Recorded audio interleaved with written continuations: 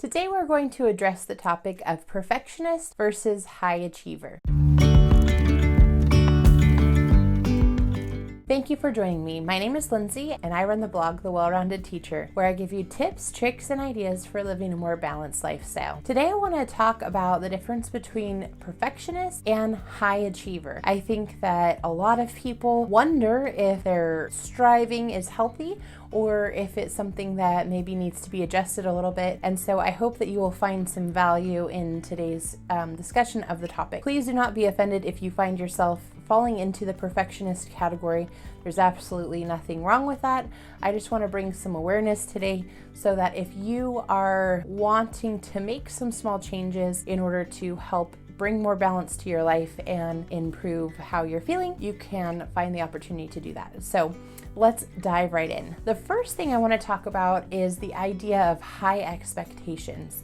So both categories of people, both the perfectionist and the high achiever, both have high expectations for themselves. And that's something that I think as teachers, we are always striving for. We have high expectations for our students, and we also have high expectations for ourselves. The difference is the perfectionist does not have realistic high expectations. So they're very locked into one way of doing things, and they're very inflexible in their thinking or whether or not they can deviate from a certain path, and they don't really consider the circumstances behind their what's going on. So for instance, they set an expectation and it doesn't matter what change in circumstances might be happening, they're expecting themselves to meet that expectation or expecting someone else to meet that expectation. Whereas a high achiever is someone who has high expectations for themselves, but is a little bit more flexible to adjust them as necessary based on the circumstances and what is happening or the changes that are happening around them. And so I think that this is something that we really need to consider at this point in time when we're dealing with a change maybe in our teaching setting or in our work setting where we're doing things remotely. We're not meeting at the office like we would have before. We're not meeting with our students face to face every day like we would have before. And so just being realistic in the expectations that we have for ourselves and for others, and being mindful of what is really truly manageable in this time. And so a lot of times the perfectionists, because of their inflexibility, will stress themselves out trying to achieve something that just is not realistic given the set of circumstances. So just being mindful of high expectations, but what are the circumstances around that, and do we need to be a little bit flexible in adjusting those expectations to address the needs of what's happening around us? The second thing I wanted to talk about is the mindset behind the perfectionist versus the high achiever. So the perfectionist almost gets into this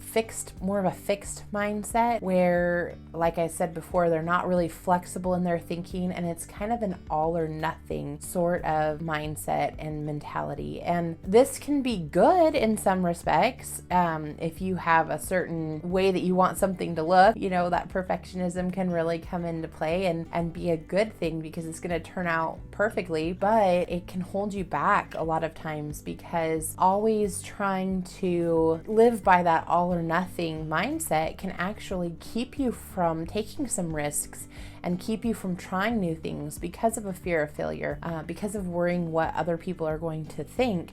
And it ends up inhibiting your creativity because you don't want to take that risk or try something new. And so that can really lead to just not being able to find as much growth potential in that area. Whereas the high achiever has more of a different outlook on failure and mistakes. So the high achiever is viewing failure and mistakes as just part of the process, the growth process that's going to happen, knowing that you're learning from those failures and mistakes. So it's perfectly natural and perfectly fine to be able to have those during the course of a project, because on the other end of that, it's going to help you to grow and to become even better at your craft or job or whatever it is that you're working towards. So just that difference in mindset can really be the difference between procrastinating because I'm worried that I'm going to fail and it's either an all or nothing and I don't want to try and take that on, or giving it your best go, having that high expectation for yourself, but knowing that if mistakes are made along the way, you're going to learn from them and you're going to be able to grow and become even better at whatever it is that you're trying to do. That mindset shift can really be a big difference. And then the third thing I wanted to talk about is evaluation. So the perfectionist is highly self-critical. I would say there are times, I don't think I fall into this category with everything, but there are times when I find myself falling into the perfectionist category, and I would say this is extremely true. The perfectionist tends to be overly self-critical, and a lot of that self-criticism is because you feel like if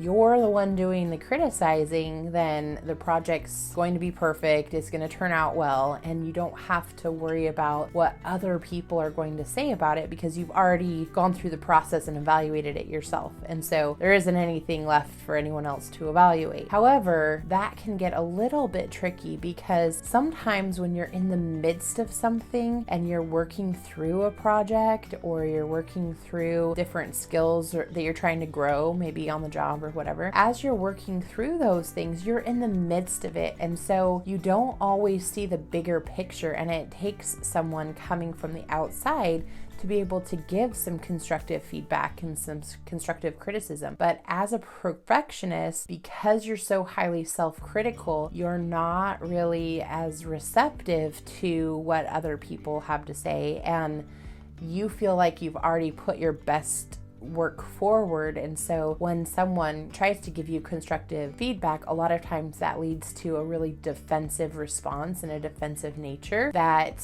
doesn't allow for the growth that you maybe could have if you were a little bit more receptive to that constructive feedback. Whereas the high achiever, as we talked about earlier, being more mindful of the fact that mistakes and failures are part of the process and that it's more of a growth continuum and that they're going to learn and grow from it, they're more receptive to feedback from others because they know that that's part of the learning process and part of what's going to help them to become even better at their occupation or craft. So they still analyze things themselves, but when they're analyzing, it's more from the perspective of like a coach or a friend rather than the perspective of really that harsh self-criticism that the perfectionist finds. And so evaluation can again be that place where perfectionists can be hindered from growing just because they're not as receptive to that feedback. So thinking about the differences between both types of people, the end goal is pretty much the same. Both people want to be able to achieve great things, be able to do things well. They want to be productive, but in the end, it actually turns out that the high achiever may end up being more productive because they aren't bogged down with the fear of failure or with the procrastination that comes from always being concerned about whether or not the project is perfect. And there are also a lot of other things that happen when a person is that perfectionist. So a lot of times you'll feel extra stress.